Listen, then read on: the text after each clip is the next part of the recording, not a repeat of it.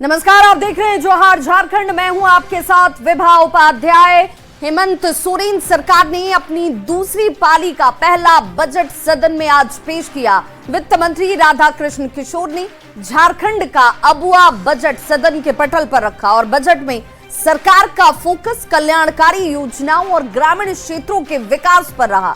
वित्तीय वर्ष 1,45,400 करोड़ रुपए का बजट ये पेश हुआ है और जिसमें 2025-26 के लिए जनमत के करीब लाते हुए अबुआ बजट का नाम इसे दिया गया। वित्त मंत्री ने भरोसा जाहिर किया कि हम जिस गति से चले हैं हम उस गति से पाएंगे। माननीय मुख्यमंत्री जी के नेतृत्व में हमने इसे जनमन की ओर से करीब लाते हुए अबुआ बजट का नाम दिया है महोदय। विभिन्न बजट गोष्ठियों में सरकार राज्य और राज्य के बाहर के विद्वानों, अर्थशास्त्रियों, बुद्धिजीवियों के साथ साथ झारखंड की आम जनता, विशेषकर युवा पीढ़ी की भागीदारी भी सुनिश्चित की है महोदय। झारखंड संवर्धन पेंशन योजना, मुख्यमंत्री मैया सम्मान योजना, मुख्यमंत्री रोजगार सृजन योजना, झारखंड कृषि ऋण माफी योजना, सुखाड़ राहत, मुख्यमंत्री पशुधन योजना, मरांग गोम के जयपाल सिंह मुंडा पारदेशीय छात्रवृत्ति योजना, झारखंड राज्य खाद्य सुरक्षा योजना, सावित्री बाई फुले किशोरी समृद्धि योजना, मुख्यमंत्री मेधा छात्रवृत्ति योजना, मुख्यमंत्री शिक्षा प्रोत्साहन योजना, मुख्यमंत्री गंभीर बीमारी उपचार योजना, धोती लुंगी साड़ी योजना सहित कई योजनाएं हमारे गठबंधन की सरकार ने शुरू की। साथ ही प्री एवं पोस्ट मैट्रिक छात्रवृत्ति की राशि से लगभग 3 गुना की वृद्धि की गई। यह सब सीधे जनता की आकांक्षाओं और उम्मीदों और उनके उत्थान से जुड़ी है महोदय। कोरोना काल के विषम परिस्थितियों को अपवाद माने तो वर्ष 2022-23 में अप्रत्याशित सुधार हुआ महोदय। अप्रत्याशित सुधार के साथ आर्थिक विकास दर 7.8% कांस्टेंट प्राइस रहा। वर्ष 2023-24 में राज्य का विकास दर 7.5% कांस्टेंट प्राइस पर रहा तथा वर्ष 2025-26 में इसका प्रतिशत 7.5 कांस्टेंट प्राइस पर रहने का अनुमान। अध्यक्ष महोदय, राज्य की आर्थिक संस्कृति आज भी मुख्यतः खेती किसानी पर ही आधारित है। हमारी सरकार की मुख्य प्राथमिकता किसानों को ऋण से मुक्त करना, सूखा से राहत दिलाना और सबसे महत्वपूर्ण उनकी आय में वृद्धि करना।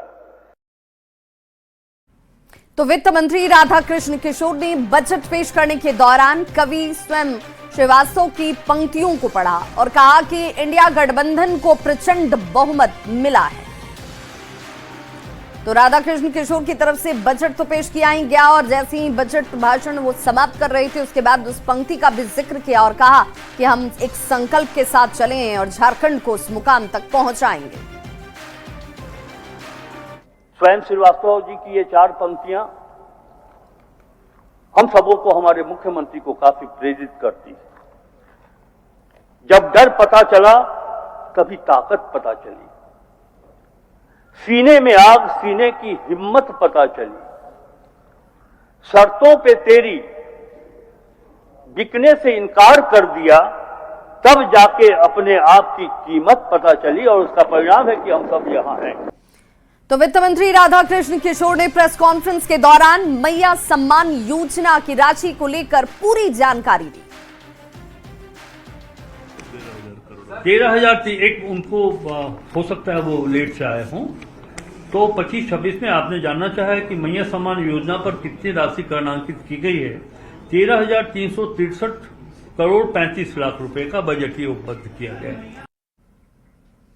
और चलिए अब जानते हैं किस विभाग को इस बजट में कितना कुछ मिला है जिससे विकास की बात कही जा रही है। सबसे पहले बात ऊर्जा विभाग की करेंगे तो ऊर्जा विभाग को 9,894 करोड़ राशि जो है वो दी गई है। 35,53,000 रुपए यहां पर ये राशि जो भवन निर्माण विभाग के पास जाती है वो 861 करोड़ से ज्यादा की रही। नगर विकास एवं आवास विभाग की भी बात करेंगे। पर्यटन विभाग की बात करें 336 करोड़ 64,45,000 की राशि रही और वहीं ऊर्जा विभाग में ये राशि बढ़ती है, पिछले बार की तुलना में इसे बढ़ाया गया है। वन विभाग के पास भी 1321 करोड़ से ज्यादा की राशि पहुंची है।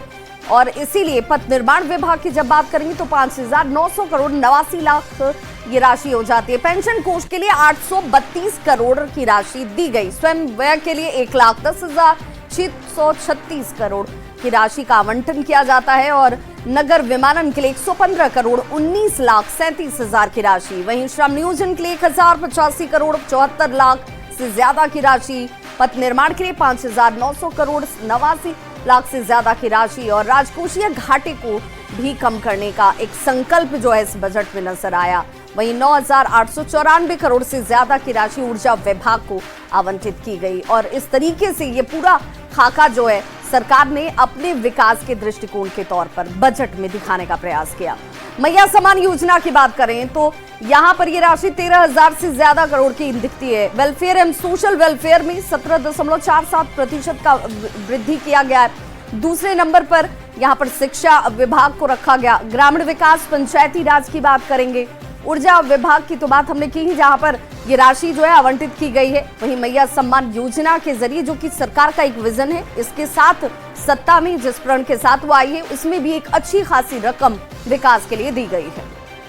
झारखंड सरकार का बजट सत्ता पक्ष के साथ साथ विपक्ष के बीच भी इस वक्त चर्चा का विषय बना हुआ है। झारखंड के बजट में मैया योजना के लिए 13,000 करोड़ से ज्यादा की राशि ने दूसरे विभागों की राशि को दिलचस्प बना दिया है। बजट पेश होने के बाद से ही अब इस पर सियासत तेज हो चुकी है।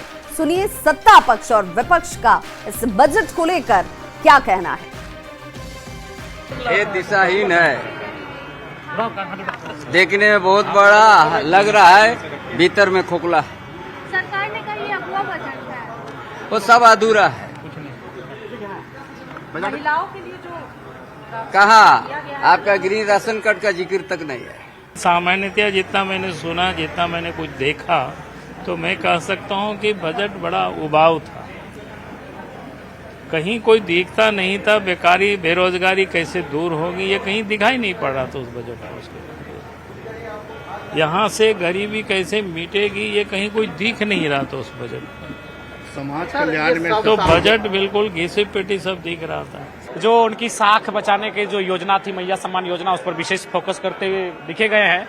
और युवा जो कि सदैव चले जा रहे, इस बजट में भी युवाओं के लिए विशेष कुछ खास नहीं दिखा। तो मेरे हिसाब से बजट का जो मूल रहा वो पूर्व में जिस प्रकार से बजट आते थे, उन बजटों में बड़ी बड़ी बातों का चर्चा परिचर्चा किया जाता था, तो ठीक उसी प्रकार पूर्व की भांति ये बजट है। कुछ नया विशेष देखने को नहीं मिला। वित्त मंत्री जी ने साफ शब्दों में और बहुत अच्छे वित्तीय प्रबंधन का एग्जाम्पल इस बजट के माध्यम से दिया है। कई सारी नई चीजें हुई हैं। झारखंड की महिलाओं और बच्चों के लिए सबसे ज्यादा बजट रखा गया है। पर्यटन पर हमारा फोकस रहेगा, इसको हम लोगों ने प्राथमिकता पे लिया। इंडस्ट्री के लिए हमारा रोड मैप तैयार है और ग्रामीण विकास के लिए जो जिन चीजों को प्राथमिकता पे लेना चाहिए वो भी हम लोगों के सामने है। देखिए, सरकार ने अपनी बजट रखी और आपने देखा कितना संतुलित बजट है, बिना किसी बोझ किसी के ऊपर दिए। इसके बावजूद सरकार अपने कामों को बेहतर तरीके से अंजाम दे पाए। कैपिटल एक्सपेंडिचर भी हमारा काफी बढ़ा है, 9% के लगभग। सोशल सेक्टर में आप देख रहे हैं कि 60-62 करोड़ रुपये सरकार खर्च कर रही है। ये बहुत बड़ी और सबको जोड़ने वाला बजट है। तो केंद्र सरकार से झारखंड का लंबित राशि को लेकर विधानसभा में घमासान एक बार फिर से देखने को मिला। सरयू राय ने सदन में सवाल उठाया जिसका जवाब वित्त मंत्री राधाकृष्ण किशोर ने दिया। 1,36,042 करोड़ रुपया कहते हैं कि बकाया है, केंद्र सरकार को देना चाहिए और ये सदन के बाहर भी आवाज गूंजती रही है। इसका इन्होंने जो 3 भाग में इसका डिटेल दिया है, 1,01,142 रुपया जो है ये कहते हैं कि non payment of land compensation है। मैं माननीय मंत्री से जानना चाहूंगा इसमें ओरिजिनल डिमांड कितना है और सूद की राशि इसमें कितनी है। और राजस्व विभाग ने कभी सूद की राशि के बारे में कहा है कि इस पर सूद की राशि भी ली जा सकती है? जब कहा गया कि ये निबंधन राजस्व निबंधन में भूमि सुधार विभाग से संबंधित है, कंपनसेशन का मामला है इस जमीन में, तो ये कितना जमीन रैयती है, कितना गैरमजरूआ है और कितना ओरिजिनल डिमांड है, इस पर कितना सूद है और सूद लिया जाना इसमें वाजिब है कि नहीं है, माननीय मंत्री जी बताएं। कि माननीय कोयला मंत्री जी के साथ हमारी जो वार्ता हुई है उसमें ये बातें उठकर आई हैं कि इस संदर्भ में वास्तविक आकलन के लिए भारत सरकार कोयला मंत्रालय की एक टीम भेजेगी जिसमें राज्य माइंस डिपार्टमेंट के भी ऑफिसर होंगे और ये दोनों टीम बैठ करके ये वास्तविक आकलन करेंगे कि किस हेड में कितना पैसा बाकी है, जैसे non payment of land compensation, dues of common cause या फिर वर्स्ट कॉल, इस सेक्टर में जो पैसा बाकी है एक्चुअल कितना बाकी है। हमने कहा कि बिल्कुल ये बात स्वीकार है, दोनों केंद्र और राज्य के अधिकारी बैठ करके निर्णय कर ले और उन्होंने ये आश्वस्त किया कि जो भी राशि निकलेगी उस वार्ता के बाद वो राशि हम झारखंड को देंगे। पेमेंट का बकाया अमाउंट है तो इसके लिए खान और भूतत्व विभाग 1/3/2025 को जो आकलन करने के लिए जो माननीय उच्च न्यायालय में मामला दर्ज है, जो वहां पर उनको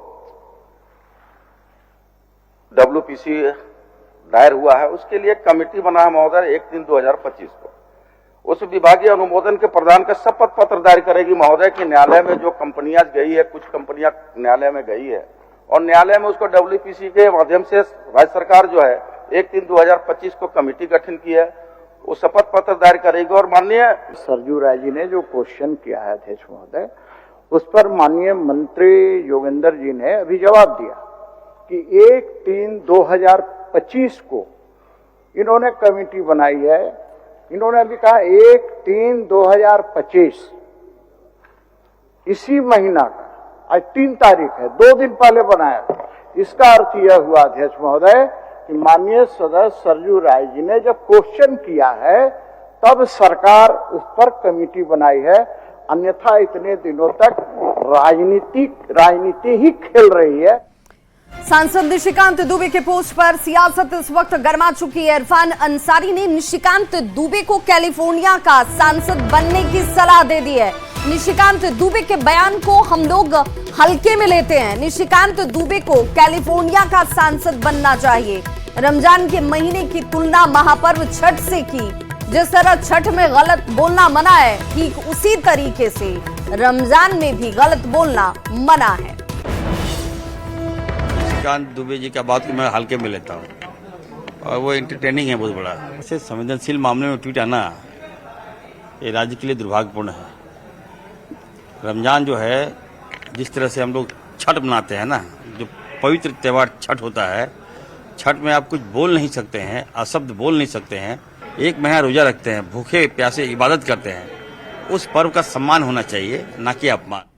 तो वहीं इरफान अंसारी के बयान पर CP सिंह ने भी पलटवार किया और इरफान अंसारी को पाकिस्तान का विधायक बनना चाहिए, ये बयान दिया। पाकिस्तान में भी इरफान अंसारी को विधायक नहीं चुना जाएगा। इरफान अंसारी वहां भी मुजाहिद ही कहलाएंगे। भैया जब वो कह रहे हैं निशिकांत दुबे को कैलिफोर्निया का, तो इनको तो पाकिस्तान का विधायक बनाना चाहिए, लेकिन पाकिस्तान में इनको विधायक बनने नहीं देगा। वहाँ का है, वहाँ मुजाहिद होंगे ये ना, पाकिस्तान में ये मुजाहिद हो जाएंगे। और बड़ी खबर इस वक्त निशिकांत दुबे के बयान से जुड़ी हुई आ रही है। उन्होंने कहा है कि संथाल परगना में आदिवासियों की जनसंख्या 45% से घटकर 28% रह गई है। निशिकांत दुबे की तरफ से ये बयान दिया जाता है जिसमें बांग्लादेशी घुसपैठिए बढ़ रहे हैं। केंद्र को इस पर हस्तक्षेप करना चाहिए क्योंकि आदिवासियों की जनसंख्या 45% से घटकर 28% रह गई है। मुसलमानों की आबादी 9% से बढ़कर 24% तक पहुंच गई है। बांग्लादेशी घुसपैठिए बढ़ रहे हैं, केंद्र इसमें हस्तक्षेप करे, नहीं तो झारखंड की स्थिति ऐसी है कि एक दिन ये बांग्लादेश में मिला देंगे। कि रमजान के लिए विशेष प्रिविलेज है। 1 महीने का यदि रमजान होगा, हमारे यहाँ कांवर यात्रा होती है, देवघर में जहां से मैं सांसद हूं कांवर यात्रा होती है, तो वहां तो आप 4 बजे छुट्टी नहीं दे देते, वहां तो स्कूल कॉलेजों को छुट्टी नहीं दे देते। यदि लोगों को लगता है कि नहीं बहुत पुण्य का काम कर रहे हैं, तो जो आधार आपने मुसलमानों के लिए बनाया वही हिंदुओं के लिए बनाते। इस्लामिक राष्ट्र बनाकर लूटने का जो एक बड़ा सौदा है ये झारखंड सरकार कर रही है, और मुझे लगता है कि केंद्र को इसमें हस्तक्षेप करना चाहिए, नहीं तो झारखंड की स्थिति ऐसी है कि एक दिन ये बांग्लादेश में मिला देगा। तो झारखंड कांग्रेस प्रभारी के राजू 7 मार्च को बोकारो आने वाले और उनके आगमन की तैयारियों को लेकर बैठक में कांग्रेस नेता आपस में ही भिड़ गए। कुर्सी पर बैठने को लेकर कार्यकर्ताओं की भीड़ देखिए कैसे यहाँ एक दूसरे से ही भिड़ती हुई नजर आई। पार्टी के पुराने नेताओं को सम्मान नहीं देने पर जमकर तू मैं हुई। हमारा बड़ा है, तो इसमें जो भी हमारे वरिष्ठ और सीनियर लोग आते हैं तो उनको सम्मान के साथ बैठाया जाता है। अब थोड़ा सा आगे पीछे हो जाता है, उसमें कोई नाराजगी नहीं, सभी मेरा परिवार। मतलब कुर्सी की लड़ाई है कांग्रेस में? देखा गया मोहब्बत जहाँ रहता है वही लड़ाई भी होती है, याद रखिए। भाई भाई से ही लड़ता है। देखा जा रहा है कुर्सी नहीं मिलने पे भाग रहे हैं सब। वहीं बड़ी खबर धनबाद से आ रही है, जहां मरीज की मौत के बाद जमकर हंगामा किया गया। डॉक्टर पर गलत इंजेक्शन लगाने का आरोप लगाया। गुस्साए परिजनों ने हंगामा किया। मुआवजे की मांग परिजनों की तरफ से की जा रही है। पुलिस ने हंगामा कर रहे लोगों को हालांकि शांत करवाया है। मिमको मोड़ स्थित अस्पताल का यह मामला, जहां परिजन ये कह रहे हैं कि गलत इंजेक्शन लगाने की वजह से मरीज की मौत हो गई। डॉक्टर का है सर, एकदम पूरा बता रहे हैं कि डॉक्टर का गलती है।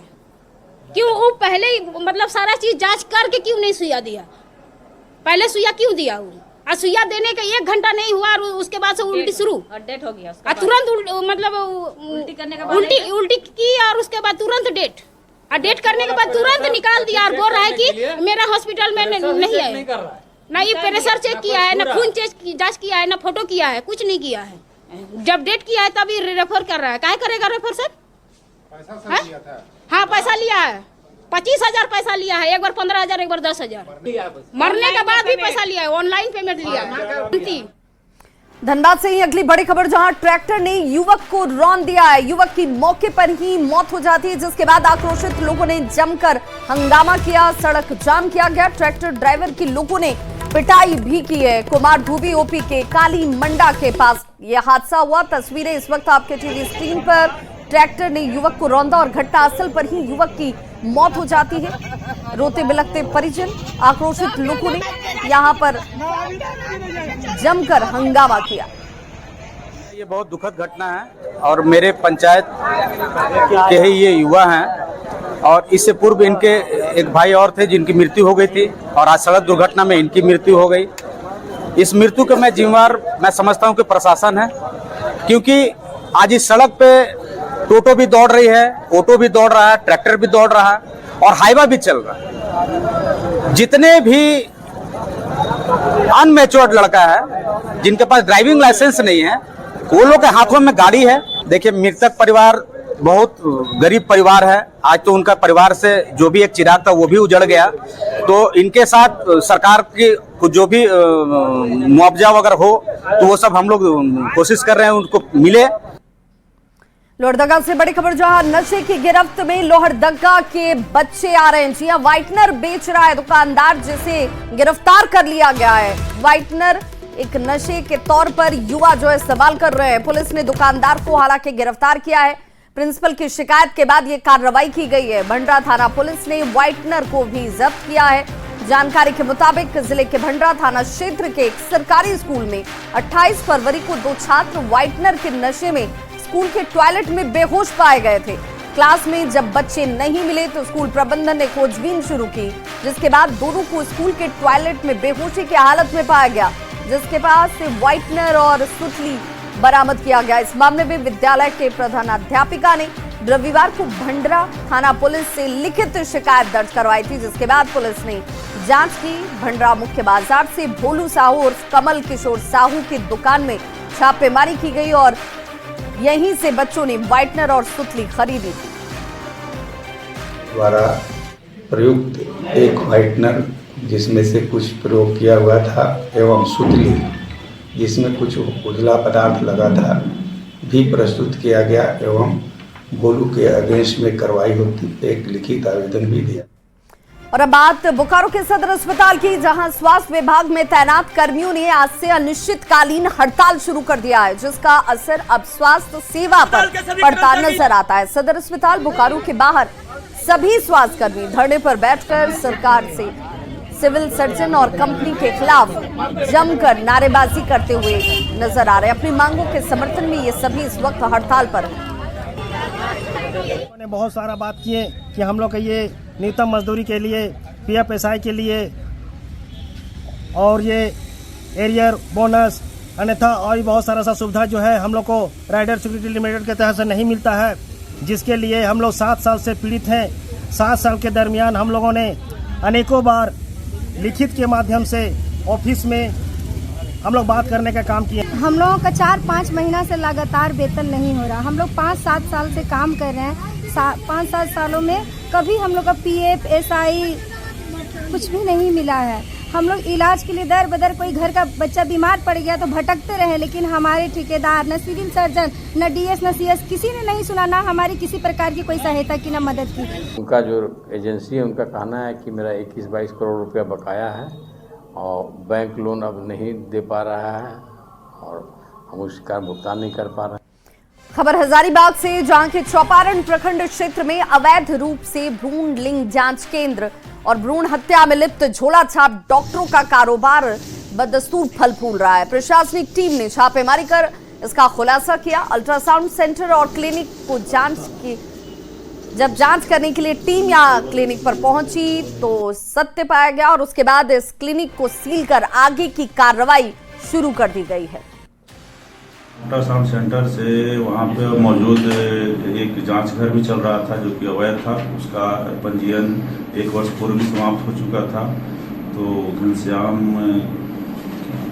को लिया गया, वहाँ से करीब कुल 3 लोगों की गिरफ्तारी की गई। वहाँ पे मौजूद मकान मालिक भी आ गए थे। उनसे पूछताछ के क्रम में पाया गया कि उन्होंने किराया पे दिया हुआ है, पर किरायानामा मांगने पर उनके द्वारा कोई पेपर नहीं दिया गया। तो थाना प्रभारी के द्वारा उनको भी साथ में लेकर के हम लोग निकले वहाँ से। खबर राजधानी रांची से, जहां नगर निगम अब ऐसे भवनों के खिलाफ कुर्की जब्ती करने का मन बना रहा है जो होल्डिंग टैक्स जमा नहीं कर रहे और उनके होल्डिंग टैक्स की रकम ज्यादा हो चुकी है। बकायेदारों की सूची तैयार कर कार्रवाई की तैयारी में इस वक्त नगर निगम जुट चुका है। चीजों पे हम लोग डेटा माइनिंग स्टडी करके और फील्ड में अभियान चला रहे हैं, जो लगातार आप देख भी रहे हैं, और उसी के माध्यम से फिर रीअसेसमेंट करके उसमें पेनाल्टी का भी प्रावधान है कि अगर वो कॉमर्शियल होल्डिंग का रेजिडेंशियल के रूप में भुगतान कर रहे हैं तो जिस अवधि से कॉमर्शियल का उपयोग हो रहा है उस अवधि से arrear with penalty with interest उनसे वसूला जा रहा है। छोटे छोटे कारोबार करने वाले हैं, चाहे अपने घर के बाहर जो दुकान खोल के वो दुकान चला रहे हैं, क्योंकि बड़े बड़े मॉल आ गए हैं।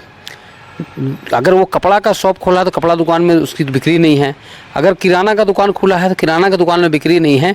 सब लोग परेशान हैं और नगर निगम को तो पहले सुविधा देनी चाहिए। सुविधा के नाम पे ढाक के 3-5 है। आज रांची में, राजधानी में नगर निगम की जो स्थिति है वो बस से बस। गढ़वा जिले में ईंट भट्टा संचालक रॉयल्टी का पैसा जमा नहीं कर रहे और इसे लेकर विभाग अब सख्ती बरतने जा रही है। विभाग ने ऐसे 104 ईंट भट्टा संचालक को नोटिस भेजा है जो सरकार के रॉयल्टी का पैसा नहीं दे रहे। प्रति भट्टे को 1 साल के लिए सरकार को 1,12,000 का राजस्व देना है, लेकिन लापरवाही की वजह से ये संचालक रॉयल्टी दे ही नहीं रहे। जिला खनन पदाधिकारी ने कहा कि जब से ईंट भट्टा का संचालक को नोटिस दिया गया है तब से 37 ईंट भट्टा संचालकों ने कार्यालय में आकर रॉयल्टी जमा की है। तो इस बुलेटिन में बस इतना ही, लेकिन न्यूज़ 18 बिहार झारखंड पर खबरों का